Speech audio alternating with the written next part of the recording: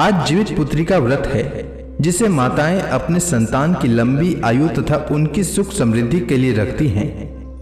हर वर्ष माताएं आश्विन कृष्ण अष्टमी के दिन जीवित पुत्री का व्रत रखते हैं। यह व्रत सबसे कठिन व्रतों में से एक है। इस दिन व्रतधारी स्त्रियां निर्जला और निराहार रहकर जीमूत वाहन भगवान और श्री कृष्ण भगवान की पूजा करती हैं और अगले दिन सूर्योदय के बाद व्रत का पालना करती हैं। जीवित पुत्री का व्रत में जीवित पुत्री का व्रत की कथा अवश्य सुननी चाहिए। इससे व्रत का पूर्ण फल प्राप्त होता है।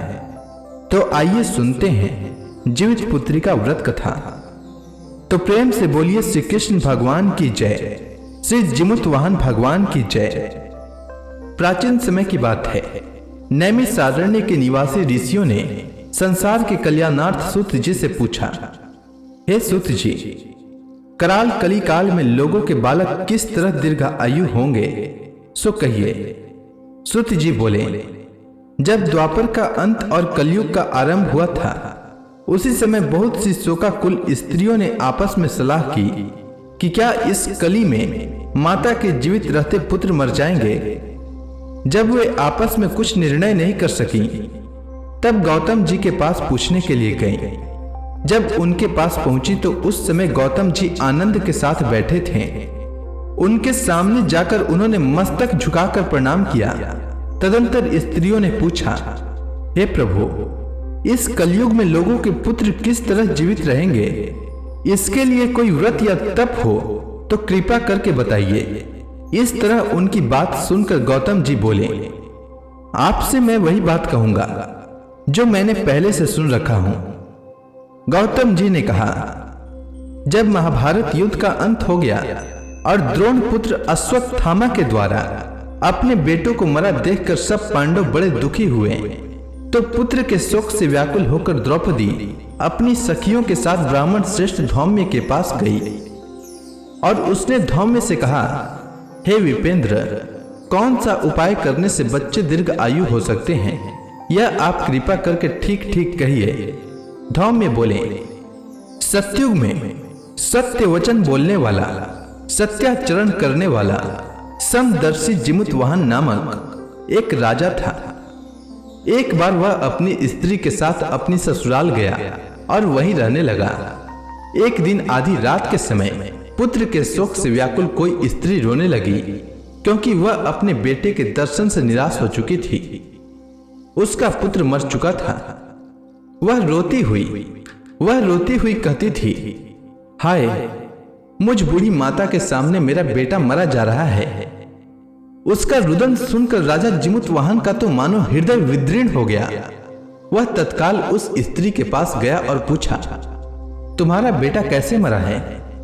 बूढ़ी ने कहा, गरुड़ प्रतिदिन आकर गांव के लड़कों को खा जाता है।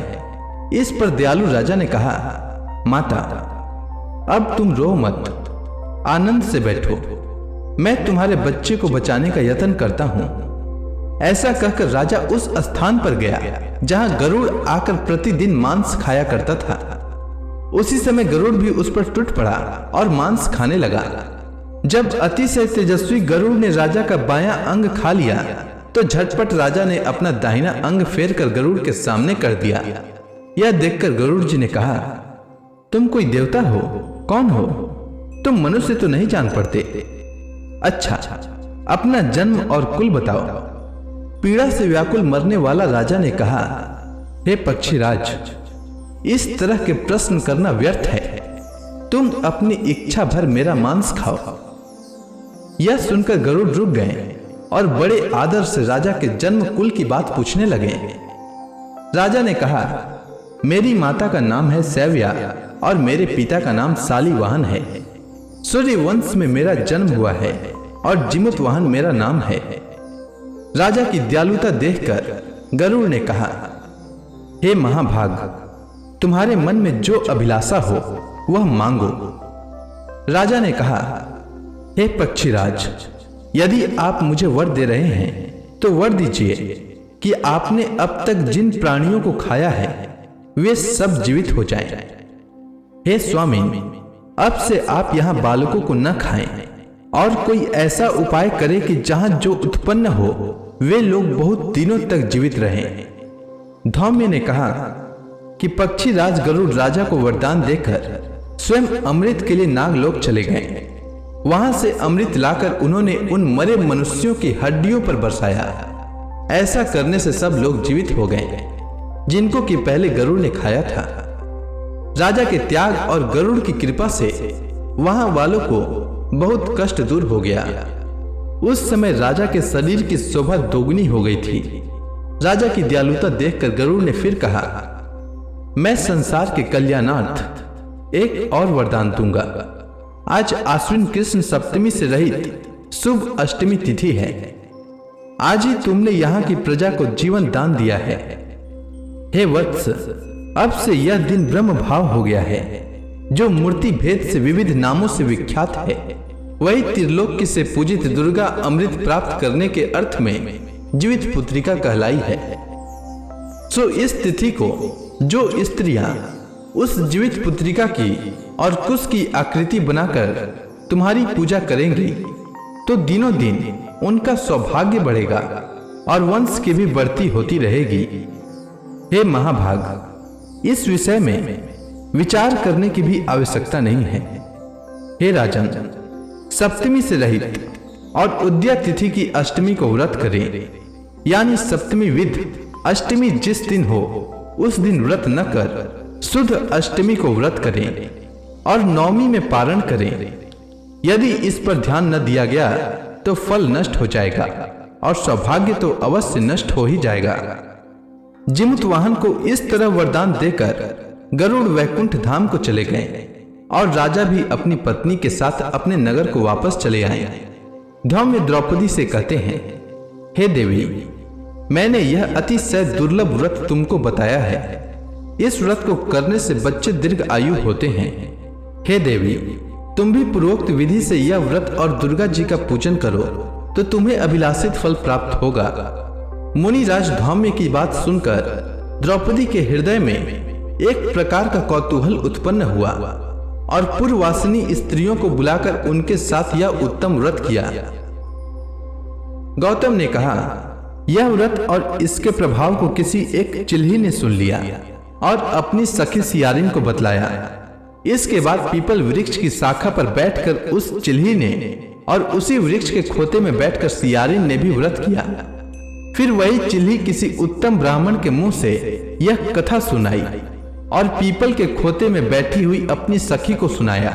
सियारिन ने आधी कथा सुनी थी कि उसे भूख लग गई और वह उसी समय 100 से भरे हुए शमशान में पहुंची। वहां उसने इच्छा भर मांस भक्षण किया और चिल्ही बिना कुछ खाए पिए रह गई और सवेरा हो गया। सवेरे वह गौशाले में गई और वहां गौ का दूध पिया। इस तरह नवमी को उसने पारण किया। कुछ दिनों बाद वे दोनों मर गई और अयोध्या में किसी धनी व्यापारी के घर में जन्मी। संयोग से उन दोनों का जन्म एक ही घर में हुआ, जिसमें सियारिन ज्येष्ठ हुई और चिल्ही छोटी हुई। वे दोनों सभी शुभ लक्षणों से युक्त थीं। इसलिए बड़ी लड़की काशीराज के और छोटी उनके मंत्री के साथ ब्याही गई। पूर्व जन्म के कर्म फल से वह मृगनयनी रानी हुई। जिस किसी भी संतान को उत्पन्न करती वह मर जाती थी और पूर्व जन्म की बातों को स्मरण करने वाली मंत्री की पत्नी ने अष्ट वसुओं के सदृश तेजस्वी 8 बेटे उत्पन्न किए और सभी जीवित रह गए। अपनी बहन के पुत्रों को जीवित देखकर ईर्ष्यावश राजपत्नी ने अपने स्वामी से कहा कि यदि तुम मुझे जीवित रखना चाहते हो तो इस मंत्री के भी पुत्रों को उसी जगह भेज दो जहां कि मेरे बेटे गए हैं, अर्थात इन्हें मार डालो। यह सुनकर राजा ने अपने मंत्री के पुत्रों को मारने के लिए कई तरह के उद्योग किए, पर मंत्री पत्नी ने जीवित पुत्रिका के पुण्य बल से बचा लिया। एक दिन राजा ने अपने आदमियों से उन पुत्रों का सिर कटवा कर पिटारी में रखवाया और वह पिटारी उनकी माता के पास भेज दिया। किंतु वे 8 सिर बेशकीमती ज्वारात हो गए और भले चंगे वे 8 लड़के अपने माता के सामने वापस चले गए। उनको जीवित देखकर राजपत्नी को बड़ा विस्मय हुआ। अंत में वह मंत्री की पत्नी के पास आई और उनसे पूछा, बहन, तुमने कौन सा ऐसा पुण्य किया है जिससे बार बार मारे जाने पर भी तुम्हारे बेटे नहीं मरते हैं? इस पर मंत्री की पत्नी ने कहा, पूर्व जन्म में मैं चिल्ही थी और तुम सियारी। हमने और तुमने साथ साथ जीवित पुत्री का व्रत किया। तुमने व्रत के नियमों का भली भांति पालन नहीं किया था और मैंने किया था। इसी दोष से बहन तुम्हारे बेटे नहीं जीते हैं। ओ राजरानी, अब भी तुम उस जीवित पुत्री का व्रत को करो तो तुम्हारे बेटे दीर्घ आयु होंगे। मैं तुमसे सच सच कह रही हूं। उसके कथनानुसार रानी ने व्रत किया, तभी से उसके कई बेटे सुंदर और दीर्घ आयु होकर बड़े बड़े राजा हुए। सूत जी कहते हैं कि सब प्रकार का आनंद देने वाला मैंने यह दिव्य व्रत बतलाया। स्त्रियां चिरंजीवी संतान चाहती हो तो विधि पूर्वक यह व्रत करें। तो प्रेम से बोलिए श्री कृष्ण भगवान की जय, चिमुत वाहन भगवान की जय, दुर्गा माता की जय। बहुत समय पहले पाटलिपुत्र के किसी गांव में राम प्रसाद और सुशीला नाम के एक किसान दंपति निवास करते थे। किसान के पास धन तो थे, पर कोई संतान न होने के कारण राम प्रसाद और सुशीला दोनों काफी उदास रहा करते थे। जब भी जितिया का व्रत आता तो सुशीला सभी स्त्रियों को जितिया व्रत करते देखती तो उसका भी व्रत करने को मन करता था और हर साल वह जिमुतवाहन भगवान से मन ही मन प्रार्थना करती कि हे जिमुतवाहन भगवान, मुझे भी संतान सुख प्रदान करें, मैं भी आपका व्रत करना चाहती हूँ। उसकी इस विनती को सुनकर जिमुतवाहन भगवान प्रसन्न हुए और उसके घर 2 पुत्रियों का जन्म हुआ। किसान राम प्रसाद ने एक का नाम सुखिया और दूसरी का नाम दुखिया रखा। समय के साथ दोनों पुत्रियां बड़ी हुई, पर सुखिया धर्म को आडंबर मानते हुए हर साल जिमुतवाहन भगवान का अपमान करने से नहीं चूकती थी। वहीं दूसरी बहन दुखिया जितिया व्रत के समय माँ के कामों में हाथ बटाती थी और माँ के साथ ही जिमुतवाहन भगवान को पूरा सम्मान देते हुए प्रणाम करती और अपने जीवन में भी सुख शांति बनी रहे इसकी प्रार्थना करती थी। कुछ समय बाद राम प्रसाद ने दोनों बेटियों का शादी करा दिया और दोनों अपने अपने घर चली गईं। सुखिया ससुराल में भी महिलाओं को जितिया व्रत करते देखती तो उनका मजाक उड़ाती और इसे अंधविश्वास मानकर मन ही मन हंसते रहती। उधर दुखिया को कुछ ही समय बाद पुत्र की प्राप्ति हुई और अगले वर्ष से ही वह भी जिमुतवाहन भगवान की पूजा अर्चना विधि पूर्वक करने लगी। कुछ ही सालों में उसको 5 पुत्र रत्नों की प्राप्ति हुई और सभी के सभी स्वस्थ और बुद्धिमान भी थे। इधर सुखिया के बहुत साल बीत जाने के पश्चात भी पुत्र की प्राप्ति नहीं हुई। अब सुखिया को अपने किए पर पश्चाताप होने लगी और मन ही मन अपने आप को कोसने लगी और सोचने लगी कि क्यों न दुखिया से एक पुत्र को गोद ले ले, जिससे कि मेरा भी एक पुत्र हो जाए जो मेरे संपत्ति का वारिस कहलाए और मेरा भी मन लगा रहे। यही सोचते हुए उसने किसी तरह रात बिताई और सुबह होते ही दुखिया के घर पहुंचकर एक प्रस्ताव रखा। दुखिया यह सुनते ही बोली, ना बाबा ना, मेरे पुत्र मेरे प्राणों से बढ़कर हैं। मैं इनके बिना एक पल भी जीवित नहीं रह पाऊंगी। हाँ, मैं जिमुतवाहन भगवान से तुम्हारे तरफ से क्षमा मांगते हुए प्रार्थना करूंगी कि भगवान मेरी बहन को भी संतान प्रदान करें और तुम भी जो गलती की हो उसके लिए जिमुतवाहन भगवान से क्षमा मांग लो। भगवान तुम्हारी अवश्य सुनेंगे, वह बड़े ही दयालु हैं। इतना सुनकर सुखिया को बहुत निराशा हुई, पर दुखिया का सुझाया हुआ रास्ता भी पसंद आया और अगले साल जितिया व्रत के एक दिन पहले ही अपने बहन दुखिया के घर आकर दुखिया के व्रत के कामों में हाथ बटाई और जिमुतवाहन भगवान से प्रार्थना की कि हे जिमुतवाहन भगवान, मेरी गलती को क्षमा करें और मुझे भी पुत्र प्रदान करें। मैं भी आपका व्रत करना चाहती हूँ। और फिर वापस अपने घर आ गई। फिर जिमुतवाहन भगवान के आशीर्वाद से सुखिया के घर भी कुछ महीने पश्चात एक सुंदर सा बालक का जन्म हुआ। और जब अगले साल जितिया आया तो दोनों बहनें सुखिया और दुखिया ने बड़े धूमधाम से जितिया व्रत किया और इस प्रकार दोनों बहनों ने हंसी खुशी जीवन बिताते हुए अंत में वैकुंठ को प्राप्त किया। तब से आज तक हर साल उनकी यह कथा सुनी जाती है। जो भी व्रती इस कथा को सुनती है उसे भी शुभ समाचार प्राप्त होता है और उसके पुत्रों के ऊपर कभी भी कोई संकट नहीं आती है। तो प्रेम से बोलिए जिमुतवाहन भगवान की जय। किसी गांव में एक ब्राह्मण परिवार निवास करता था। ब्राह्मण स्वभाव से बहुत ही दयालु एवं सात्विक विचार के थे और भगवान शिव के बहुत बड़े भक्त थे और ज्योतिषी में भी निपुण आचार्य थे तथा उनकी पत्नी भी बहुत ही धार्मिक प्रवृत्ति की थी।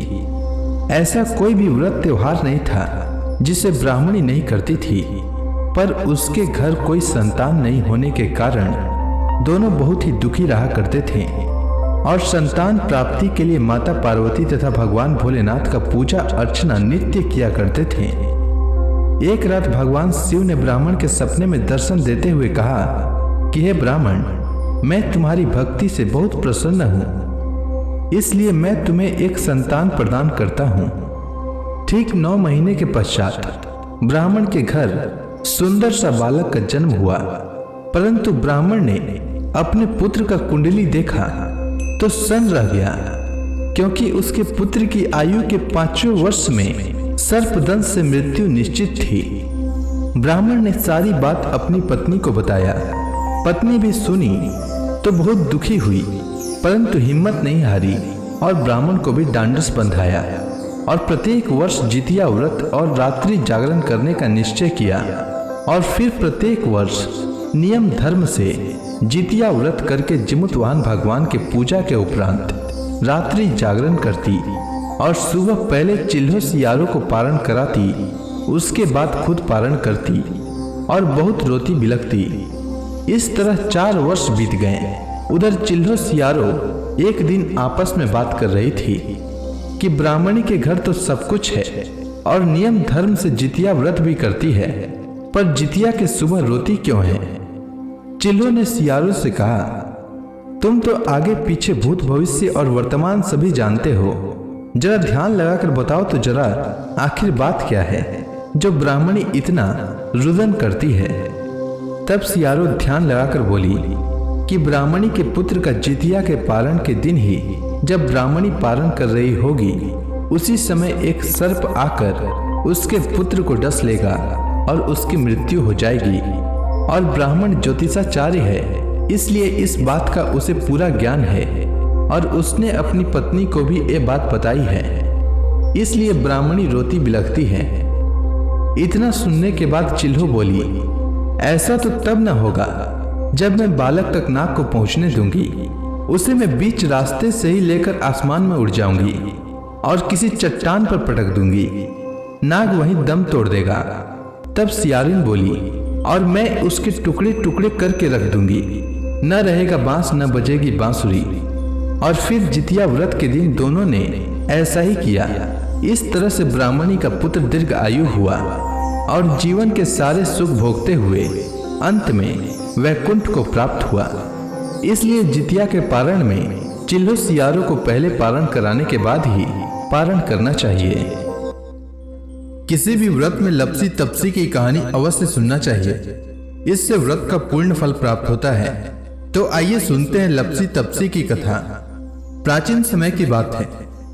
लपसी तपसी नाम के 2 भाई थे, जिनमें तपसी हमेशा भगवान की तपस्या में लीन रहता था, तो वहीं उसका भाई लपसी प्रत्येक दिन 1.25 सेर की लापसी बनाकर भगवान को भोग लगाकर फिर भोजन करता था। एक दिन किसी कारण से दोनों भाइयों में लड़ाई हो गई। तपसी का कहना था कि मैं बड़ा हूं और लपसी बोला मैं बड़ा हूं। दोनों लड़ ही रहे थे कि इतने में वहां पर नारद जी पहुंच गए। नारद जी ने कहा कि आप दोनों क्यों लड़ रहे हैं। तब उन दोनों ने अपनी लड़ाई की वजह बताई। दोनों ने नारद जी से पूछा कि आप ही बताइए, हम में से बड़ा कौन है। नारद जी ने कहा, अभी तो मैं जल्दी में हूं, लेकिन इस बारे में आपको जरूर बताऊंगा। इतना कहकर नारद जी वहां से चले गए। दूसरे दिन जब नारद जी वहां पर आए तो उन्होंने एक एक कीमती अंगूठी उन दोनों के आगे रख दिया। तपसी ने तुरंत ही अंगूठी अपने घुटने के नीचे छिपा ली और सोचने लगा कि अब मुझे खूब धन मिलेगा, जिससे मैं यज्ञ करूंगा और अपने आप ही बड़ा हो जाऊंगा। लपसी ने जब अंगूठी देखी तो वह सोचने लगा कि इसे अगर मैं अपने पास रखूंगा तो कोई भी आकर मेरी गर्दन काट देगा। ऐसा सोचकर लपसी ने वह अंगूठी फेंक दी। फिर नारद जी ने तपसी से पूछा कि तेरे घुटने के नीचे क्या है। लपसी ने अपना घुटना उठाया और वहां अंगूठी निकली। तब नारद जी ने कहा कि इतना भजन भाव करने के बाद भी तेरे मन में लालच ही है, इसीलिए तुम दोनों में लपसी ही बड़ा है और अब तुम्हें तुम्हारी तपस्या का फल भी नहीं मिलेगा। तपसी शर्मिंदा होकर माफी मांगने लगा और बोला, हे नारद जी, मेरी यह आदत कैसे छूटेगी और मेरा पाप कैसे उतरेगा, इसका कोई उपाय बताएं। तो नारद जी ने कहा कि कार्तिक महीने में जो स्त्रियां कार्तिक व्रत रखेंगी और अगर वे तुझे अपना पुण्य देंगी तभी यह पाप उतरेगा। तपसी ने कहा कि कोई स्त्री मुझे अपना फल क्यों देगी। तब नारद जी ने कहा कि अगर कोई गाय और कुत्ते की रोटी नहीं बनाएगा तो फल तुझे मिलेगा।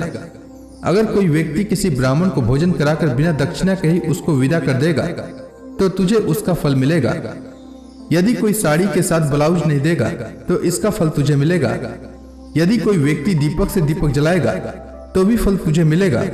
वहीं अगर कोई तुम्हारी कहानी नहीं सुनेगा तो भी फल तुम्हें मिलेगा। कहते हैं उसी दिन से हर व्रत कथा के साथ लपसी और तपसी की कहानी सुनना अनिवार्य हो गया है। लपसी और तपसी की कहानी सुनने के बाद व्रत का पूर्ण फल व्रती को मिलता है। भक्तगणों, किसी भी व्रत में गणेश जी की कहानी अवश्य सुनना चाहिए।